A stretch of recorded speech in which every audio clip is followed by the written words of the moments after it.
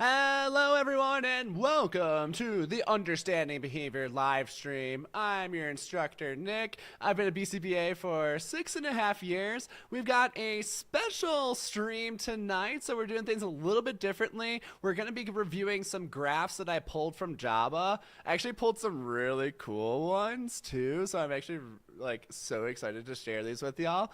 And it looks like we have a pretty good crowd here already. Like 16 people are here ready to go at the start. So thank you for being here. I really appreciate you. If this is your first time here, you can go ahead and fill out the form that I posted into chat. If you fill that out, I will send you all of the notes from this session.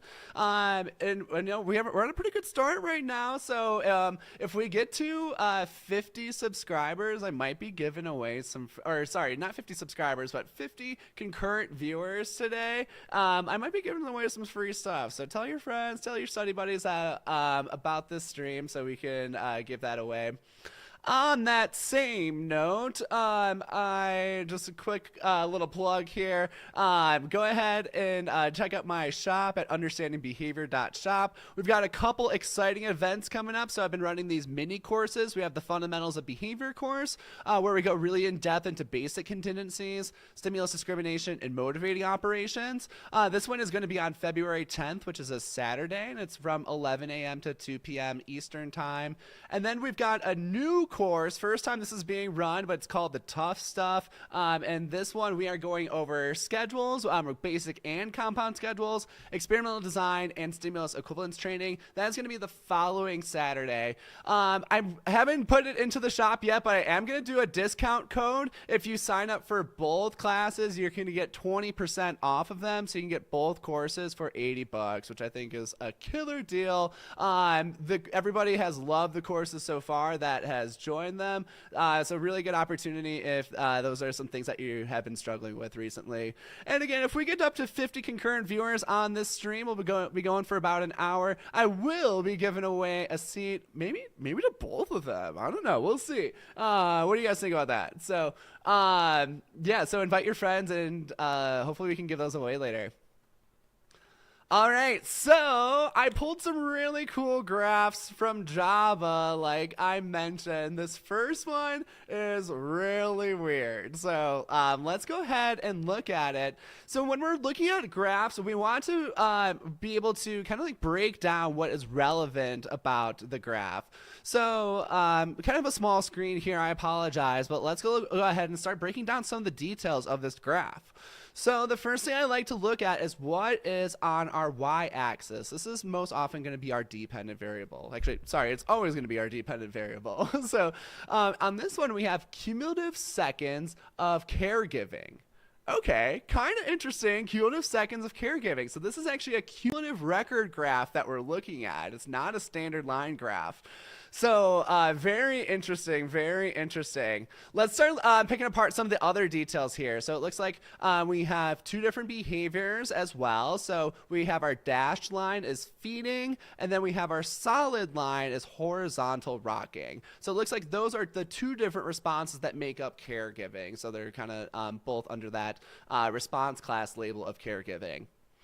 Now let's look at the actual design that we have here. So we have this first phase, it has SR for feeding. SR stands for reinforcement, so contingent reinforcement. So that would mean that feeding is being directly reinforced some way as this intervention.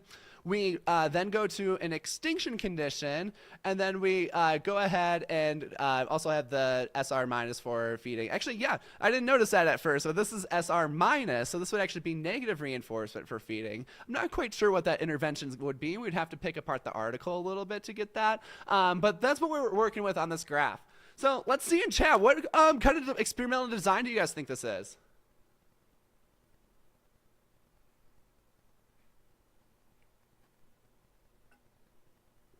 Wow, we're already up to 30 viewers and we're only 5 minutes into the stream. I think we can break the 50 tonight.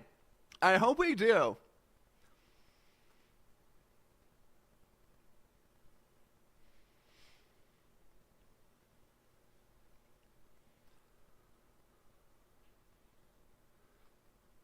All right, Latoya's the brave first person, puts the design in there. What else do you guys think? Hayden's Reaper, okay. T. Bolden, Matt to Jesus. Okay. I like where people are going. So yes, this is a withdrawal design, reversal design, ABAB design. You could describe it in any of those ways. Actually, more like an ABA. We don't have a replication in here since we started with an intervention. So this is more like a BAB actually. It's intervention, baseline is extinction, then intervention. So excellent, guys. Way to go.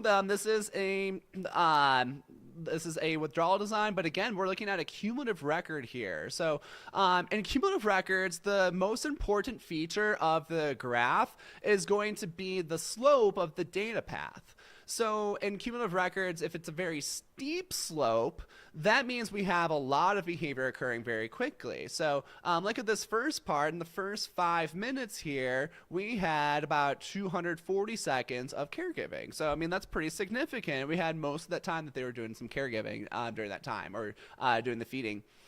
And then we see here at about minute 12, we can see minute 12 from our x-axis, that the behavior stops. So when we have a horizontal part of our cumulative record, that means time is passing, but no responding is occurring. So this flat line demonstrates that no caregiving was occurring from this time.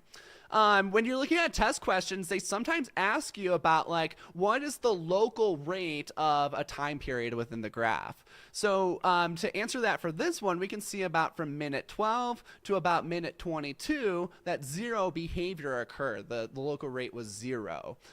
Where if we looked at like 0 from up to 12 minutes, then we could say the local rate was 400 in that time period. And then if we wanted to get a per minute, we could just divide that out, 400 divided by 12. Okay, cool. So I'm going to ask you guys another question about this graph. At what time period on our top graph, other than minute 12 to 22, was there no responding? Let's see what you guys got here. Also, while we're waiting for responding here, if you haven't smashed that like button, it helps a lot. And if you want to get to the 50 viewers today, I mean, that's probably gonna get us we would really appreciate that. It helps a lot for the algorithm.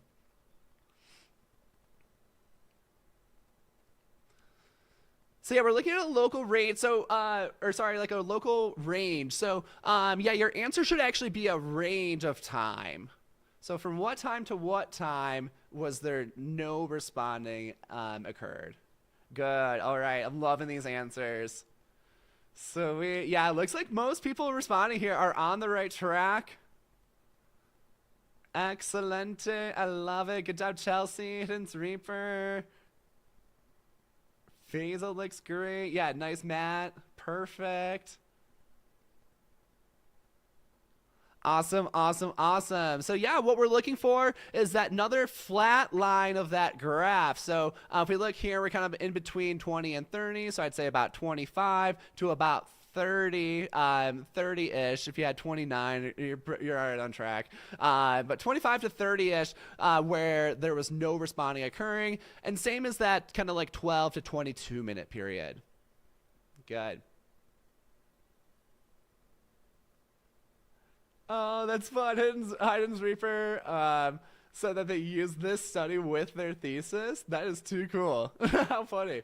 Small world out there, you know, behavior analysis is, I say like incestual. This is kind of a raunchy term, but it is a pretty incestual field. That's funny. Okay, well, let's go ahead and look at like one more of these because we have got 4 graphs on this one. So this one was for feeding because we saw the dashed lines, and we see the solid lines is for horizontal rocking. So actually, let's finish up talking about this top graph here. What do you guys think? Was this an effective intervention? Did it seem to increase this behavior or have like a consistent change on this behavior? What do you guys think?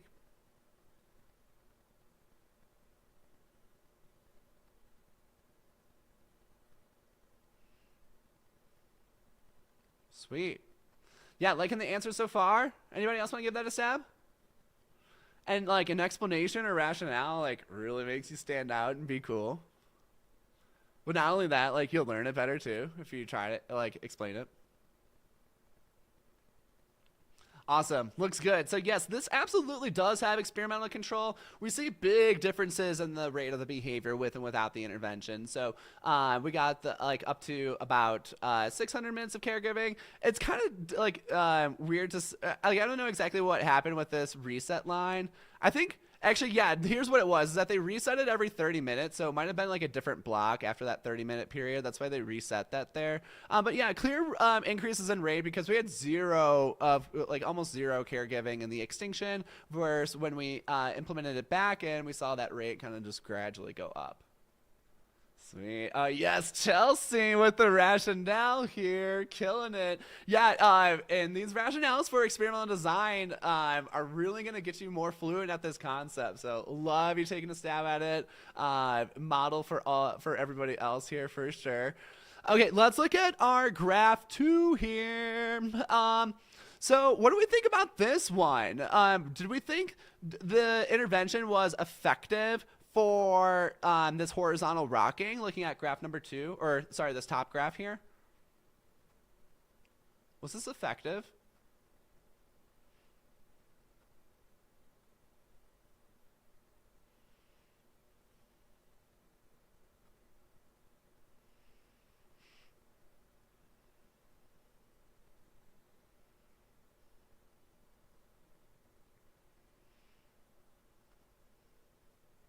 Okay, yeah, Hayden's Reaper too, coming up with the crash nows. I love to see it. How about like 30 more seconds if anybody wants to take a stab at this?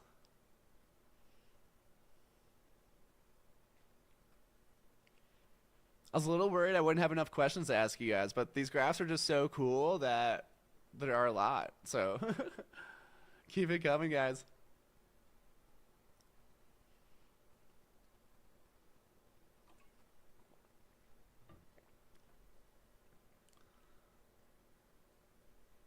Good. I think it's Mesa. Am I saying that okay? Nice job there. Yeah, I like that. So, yeah, I would say that this one is not a very effective intervention for this behavior.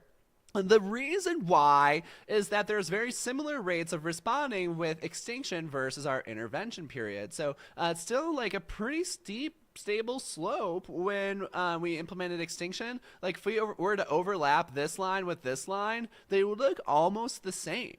So there wasn't a big change. It looked like with enough extinction that the behavior did die out a little bit. So it looks like the intervention might get more consistent responding, but in general, it doesn't really look like it affects the rate too much. So maybe like if to use like this information, maybe we just need to like intersperse some reinforcement, but like most of the time we can keep this on extinction and it's fine.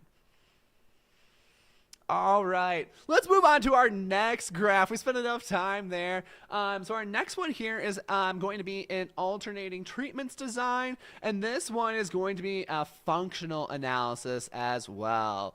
So let's go ahead. We're always going to start with our y-axis. So we're looking at aggression, and it looks like it's a rate per minute is our dependent variable.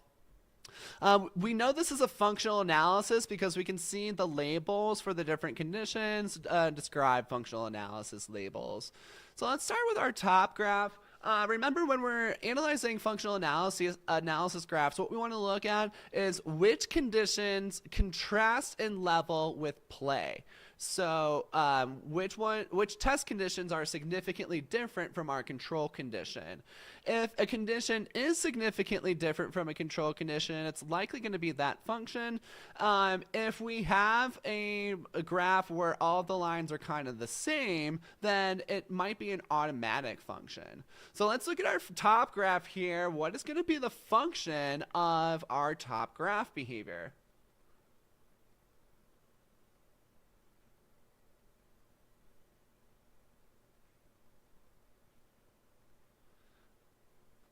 Mesa, which graph are you talking about? Are you talking about the alternating treatments design here, or are you talking about the cumulative record that we're looking at? Okay, loving the answers coming through on this question. Looking really good. Awesome. Good job, Matt, T-Bolin, Faiza, Nikki. Awesome. Looks great here. So, what we want to look at is which conditions contrast well with play. So, play is our control here. If we were to draw the level of our tangible condition, we'd get something about that. We see a very clear difference there. So, we would have experimental control with the tangible condition, and we would confirm a tangible function of this behavior. Excelente. All right, let's go ahead and look at our second graph now. This one not quite as simple as the previous one. What's the function of our behavior?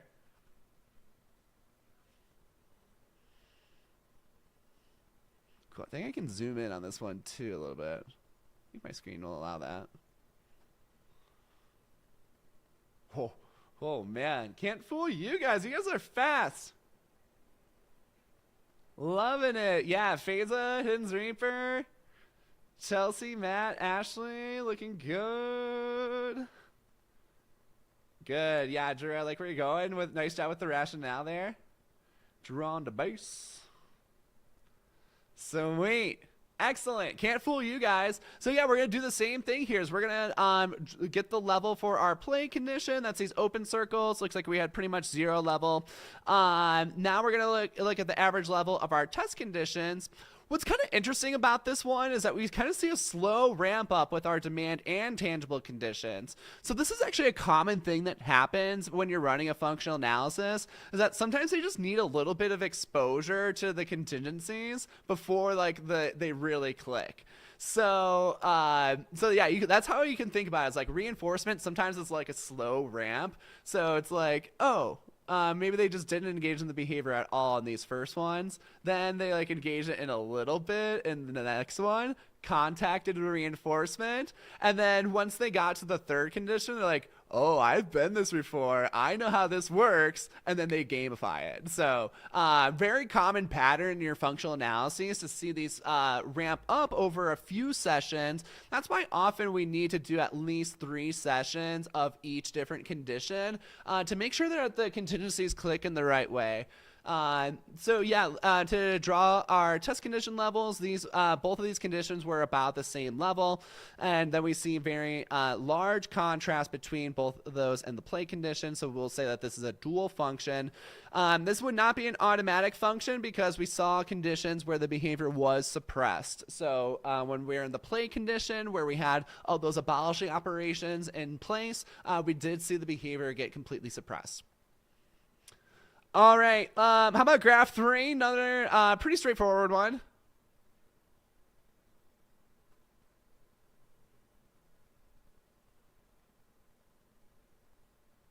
Also, I see 28 people here, but only 12 likes on the video. If you could smash that like button, I know I'm an annoying YouTuber, but it honestly helps a ton. So thank you so much if you can do that. It's just one little click.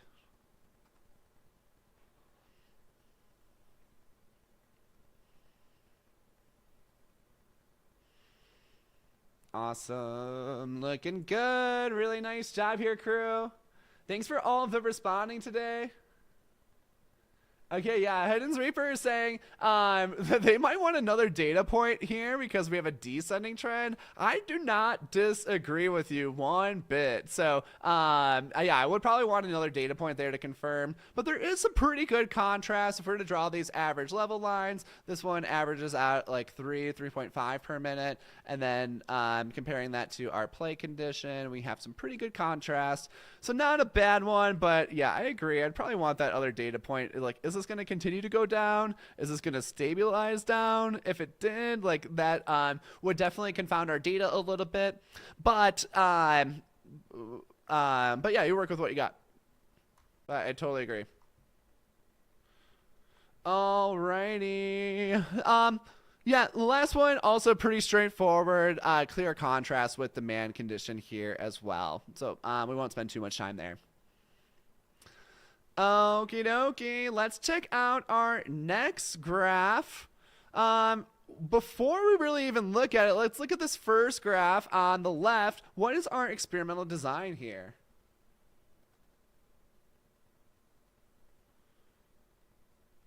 Awesome. Thank you guys so much. We got a lot more likes on the video now. I appreciate you so much.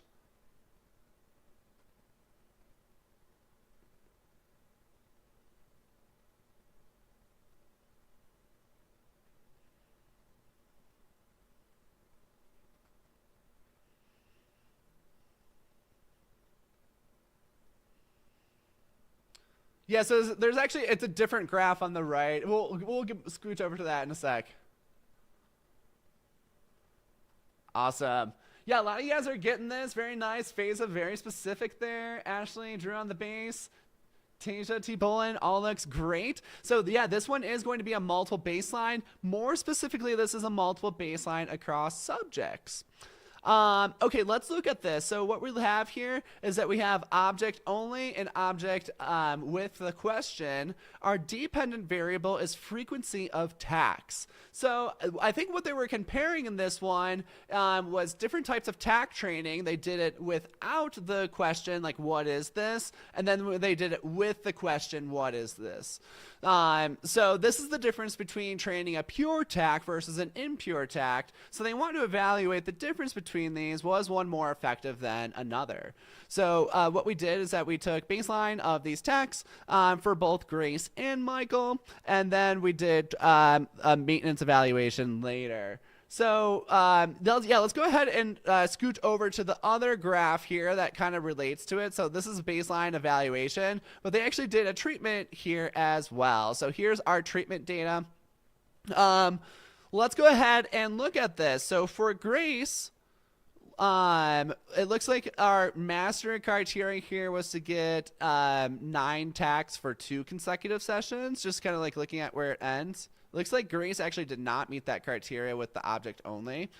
And then let's go ahead and evaluate what's going on here. So with the object only, they got to 9 TACs in about 30 sessions or so, 32. And then with the object only, it took a lot longer, but there was like more consistency at a high rate here too. So for this one, it didn't really look like there was much difference in the actual training procedure. But let's go ahead and now look at how that affected the maintenance data. So for Grace, our maintenance data, it looks like she had 9 to start off here, decreased, then went back to 9. This is the object with the question. And then with the object only, it looked like there was fewer of those. But the object with question kind of stabilized around that same level. So I don't think there was really that significant of a difference between these two different training procedures, because it didn't last very long, or sorry, they lasted about the same amount of time in maintenance, and it took about the same amount of time to get there when we during our training procedure. If we look at Michael's data, it was a little bit different. Looks like with the object only, we actually had quicker acceleration, where it took a few more sessions to do that with the object plus the question, but both of them kind of stabilized out at this high rate. If we look at our maintenance data for Michael, it looks like there wasn't really that much difference between these two different procedures. So this one is actually a combination design here. So we have the multiple baseline component, but we also have alternating treatments here, because we have 2 different interventions that we're being rapidly alternated between. We have the object only, and then we have the object plus the question. Those are different treatments. We can also note that this is an alternating treatments design, because there's never 2 data points on one session. So it looks like every single session is on like a different number on our x-axis. So that's another way we can identify that alternating treatments component. So yes, this one is a multiple baseline with an alternating treatments design. It's kind of confusing. All right, let's go down to our next graph here. Let's see if you guys can identify this one. Let me zoom out a little bit more so you can see it all. But what kind of graph do we have here?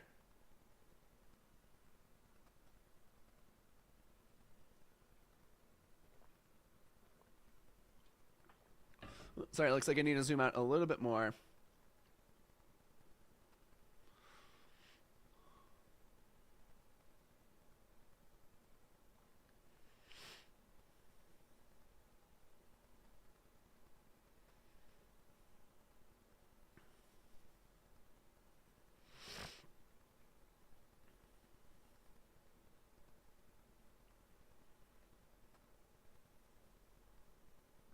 All right, answers are looking good. Awesome job here, crew. This one is a reversal or a withdrawal design. So yeah, what we can see, let's go start breaking this apart a little bit. So we have responses per minute is our dependent variable. We have a baseline, and then we have functional communication with extinction as our intervention, back to baseline, and then back to functional communication with extinction. So yeah, it looks like our white boxes here are going to be functional communication, and then the circles are going to be head banging. So kind of interesting, they did a reversal design with head banging. This was probably light head banging. It probably wasn't like really intense head banging, would be my guess, but I mean, we'd have to look at it. Okay, so let's go ahead and I'm going to ask you guys, what is this intervention effective according to this data? Just for Angela, we're looking at this top graph here. Was this intervention effective? And how do we know? It'd be even cooler to know.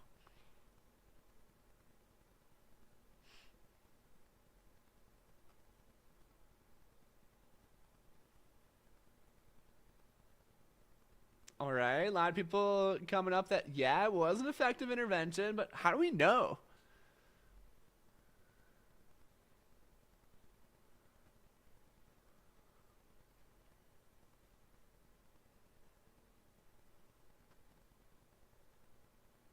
Okay, yeah, so Hayden's Reaper saying, like, it is effective because we saw decreased rates, but would want to know more about the goal rate and said that if it was 0, then maybe not. Okay, interesting analysis. Yeah, okay, Ashley's decrease from baseline. I love that. Perfect. Yeah, Taja's looking at the level. Perfect thing to focus on for experimental control. Good. Yeah, phases right on the right track. T Bolin too. I love it. Awesome. So yes, this is an effective intervention. Let's go ahead and draw out why. So again, we're going to compare our level between our conditions. For head banging, we saw the level was about 6. And then what's interesting for our functional communication training, we saw a pretty immediate decrease. If you look at these first data points, it decreased to about 2 on average. And then in our last 3 data points, it looks like we maybe had 1 instance or like a small rate. That might even be like 0.5 per minute since we're looking at a rate. And then it stabilized down to 0. So our last couple data points were actually 0. So we can make that comparison with these later data points.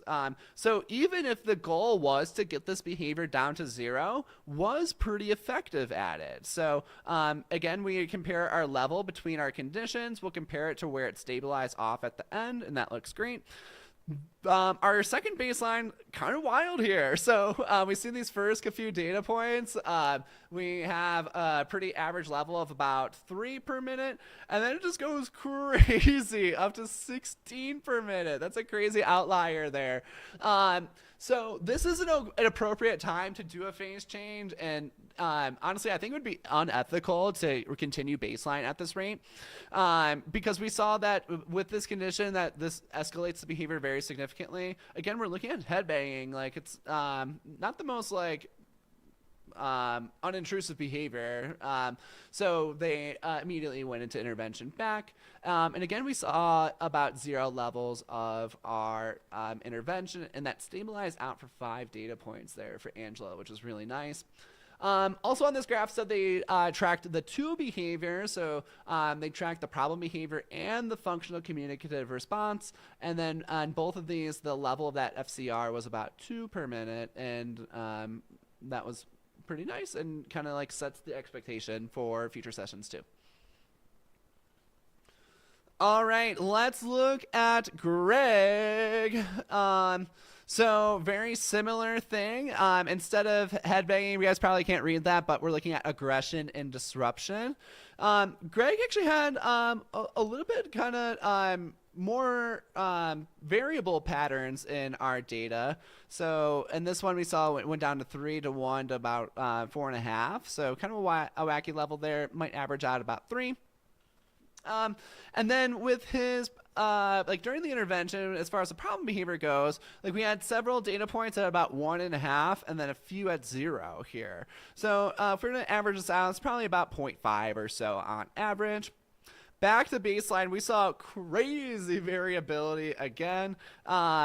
So, in my opinion, probably would have seen the I probably would have done a phase change right here when that where that behavior gets very escalated. I don't know why they didn't, but whatever. And then we can also what's also interesting about Greg that they didn't do for Angela is that they tracked how often they were using the functional communication in the baseline condition when they reverted back to baseline. So we can see that his first data point here, he was like trying, he's like, I wanted this to work, but it's like not working. And then the next 3 sessions, he didn't do it at all. That is one particular effect. What effect explains okay, yeah, let me phrase this question better. I'm looking for one particular term that describes an increase in this behavior due to his functional communication no longer getting reinforced. I'm looking for a one-word term. Who's got it for me? With a rationale would be even cooler.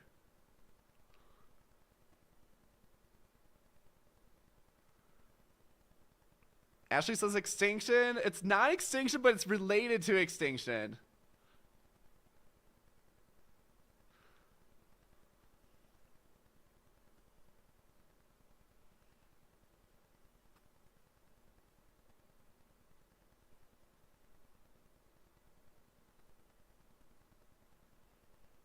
Yeah, it's something related to extinction, but it's not extinction.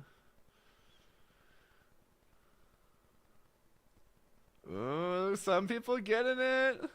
Some people well, like, maybe could be a little bit more confident in their answers. What's with these question marks? Anybody want to try to back this up with a rationale?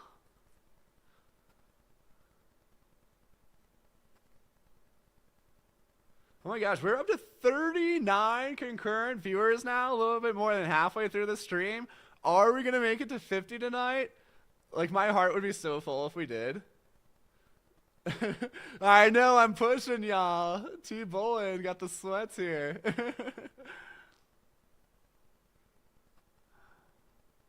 All right. Yeah, all right, T-Bowling. Killing it with that rationale. Yeah. All right. Hayden's Reaper, too. Right on track. Awesome, awesome, awesome. So, yeah, the correct answer to my question is resurgence. So, again, the question was, what effect explains the increase in behavior when we no longer reinforced functional communication? So that is an increase in the problem behavior when we teach a replacement behavior, but that replacement behavior is no longer being reinforced. That effect is called resurgence. It's not spontaneous recovery because think about resurgence. It's triggered by that very specific event. So that's like your replacement behavior no longer getting reinforced. It's not an extinction burst either because it's not an increase in responding right due to like extinction of the behavior. It's due to extinction of a different behavior. So that's why it's not quite an extinction burst either. Really nice job though. Shout out to T-Bullet and Hayden's Reaper there. Good. Yeah, phase it too. Right on track. Love it, love it, love it. So yeah, that's what we saw here is we saw like highly variable rates of this problem behavior in our second baseline for this level line, maybe something around there. But again, it's very highly variable. And then when we went back to baseline, back to our intervention condition, we saw very nice effects. It went down to 0. So kind of interesting. Like so when we took a break from the intervention, went back to the baseline, then put the intervention back in.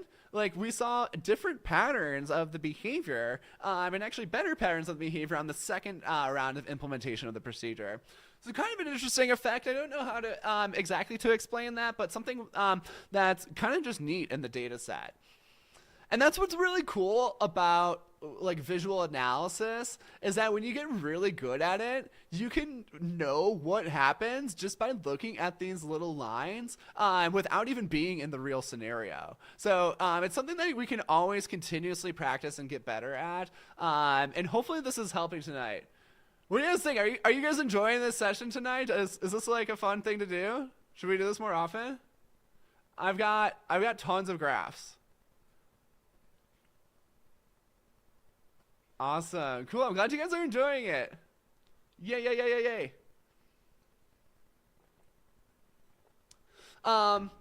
Also in the, if you sign up for the Tough Stuff course, we'll have more cool graphs.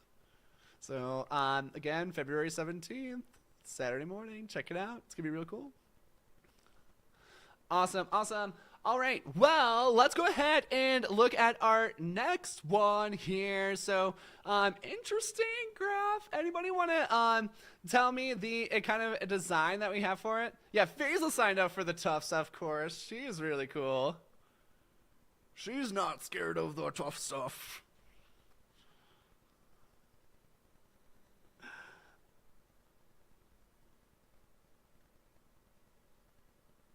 Awesome. Well, cool. Yeah, thank you so much. This is a great crowd. I love all the interaction. I'm really glad you guys are enjoying the session. All right. Yeah, Hayden's Reaper says multiple baseline across behaviors.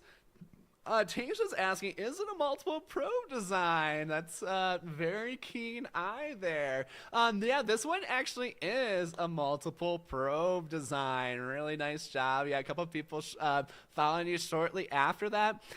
So multiple probe design, the way that we know that is that we can see probes within our sessions. In a multiple probe design, the probes occur in the baseline conditions and then also post-intervention conditions. So these are more like to see if the skill is still there or if it's still not there. So one thing to know about multiple probe designs is that we only use multiple probe designs for behaviors that are not easily unlearned. So if we look at this one, we're looking at spelling instruction, and then we have different word sets. So essentially, like if you learn how to spell a word, you're not going to easily unlearn how to spell that word. But also they're assuming like, hey, if we've never taught them to spell that word, that they're not going to be able to spell that word either. So note here, again, the probes only occur in the baseline and post-intervention conditions. And the reason why we can use these probes is because, again, we don't expect the behavior to get learned in the baseline condition. And we don't expect them to lose the behavior post-intervention. So we don't have to take those data. Note here that when we first implement the intervention for both of these conditions, or for all these conditions, that we're taking continuous data. This is because this is where the data is going to be most variable, is when they're first learning the skills. But after they learn the skills, then there's probably not going to be much fluctuation here. So, yeah, what we did is that we used a prompt delay procedure. We can see 0-second delay. It's kind of small there. And then we're tracking prompted responses and then independent responses. So really we're focusing on independent responses as our mean independent variable, or sorry, dependent variable. And we want to get those correct. So we have word set 1. We implemented the intervention. Looks like they got the 3 out of 100 after about 8 sessions. And then it maintained. They went to probes. And then look, they took a lot of time. So like they went about 10 sessions without taking any data on this on these word sets. And then they took more probes. Like, hey, you still got it? Sweet. And then they did the same thing later. Look at our second condition. So they were able to start the second condition after they met the mastery criteria for the first one, and then did that round of probes. So that's when they implemented for our condition 2, or dependent variable 2, word set 2. And very similar pattern. We did the prompting. This one took a little bit longer. It looks like about 10 or 11 sessions to get to mastering. Went to probes, and then we continued probing, and then implemented with word set 3. So we've got Lexi here, learned all 3 word sets, maintained them very well. Looks like they also did a maintenance probe afterwards. So that's like, hey, like way after all of the training is done, like still got it? Sweet. So yeah, again, this one is the multiple probe, and we use this for behaviors that are not easily unlearned. So hopefully that's helpful. All right, we are at our last graph for the evening. I feel like my throat's kind of sore. I've been talking a lot, so we might wrap it up after this one. Again, if you'd like to receive the notes from this, get those graphs that we have reviewed today with some of those markings. You can fill out that form right there that I threw into chat. Alrighty, let's talk about this. Let's talk about these graphs. First of all, what kind of design do we have?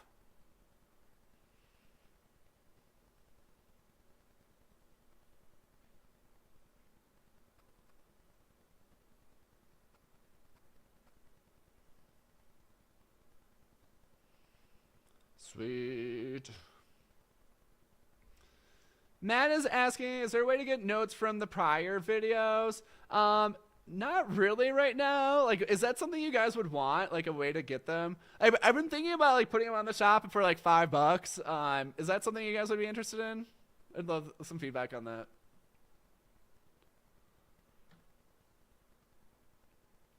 Sweet. Also, if like in the meantime, it might be a little bit before I can get those on the shop.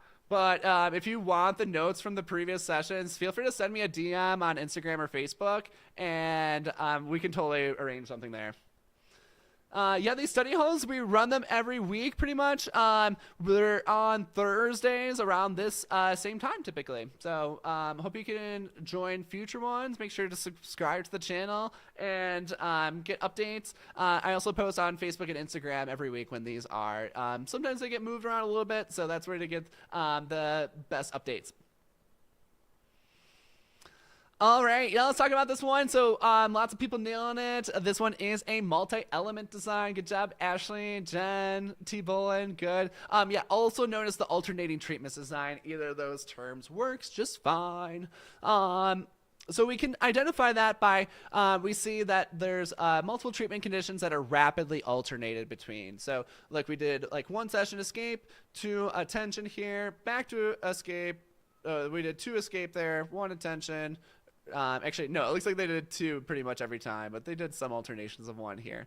The main thing is that we're rapidly alternating. Every like 1 to 2 sessions, we're switching up what's going on. Kind of interesting. We did, this is like a pairwise functional analysis. So they didn't do this to a control condition. They just kind of compared the 2 test conditions to each other. So like, how does escape fare up versus attention? So kind of an interesting way to do a functional analysis. So for G, there wasn't a ton of differentiation. There's a little bit more. So it looked like escape was a little bit more reinforcing than attention, where it stabilized out. For Jamie, there was a much bigger difference there. So it looks like escape, the triangles here, were significantly more reinforcing than the attention here. What's also cool about this graph is that they have the FAs, but then they get right into treatment. So 2 different treatments here. They compared timeout versus escape extinction. So they saw escape was a little bit more reinforcing. And kind of interesting here, like the timeout was not effective. So like deprivation of attention. And that also makes sense because we're providing reinforcing escape when we're doing that. But what's tricky here, when you're doing escape extinction, you're providing attention as part of the escape extinction. So I think both of these treatments are just bad because both of them like provide the other function. So it's like, I think what they would have to do is more like be able to differentiate, like when is it, like what does it look like when it's escape maintained? What does it look like when it's attention maintained? And then target them differently, because we're not really targeting the function very well in this at all. Which is interesting. Like usually when you see a JABA graph, like they have good data, but like that's not very good. Let's see, look for Jamie. So again, we saw confirmed more of an escape function for Jamie, with the triangles being a little bit higher. Again, squares timeout, triangles escape extinction here. So what we see is that the behavior reduced a little bit more with the escape extinction, and that makes sense because that was providing like a function-based treatment for escape maintained behavior, because the behavior was escape maintained. The timeout was not very effective because, again, timeout provides contingent escape, so we saw the behavior occur much more frequently in that one. Alrighty, well, this was a super fun session. Again, thank you so much for being here and all of your participation. Again, if you would like to receive the notes, go ahead and fill that form out here. Make sure to check out all my pages on my link tree.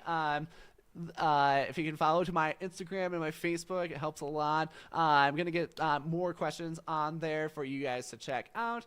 Also, there's the link to the shop there. Check out the 2 courses. If you were here tonight in the follow-up email, I will also send a coupon code where you can get 20% off if you join, if you sign up for both of the courses. So, super cool deal. Hopefully, some of you guys are interested in that. It is capped at 20 seats too, so it might fill out. We'll see. Anyway, appreciate you guys so much. Again, thanks for being here. I hope to see you at the next one next Thursday. Take care, everyone, and I'll catch you around. Laters.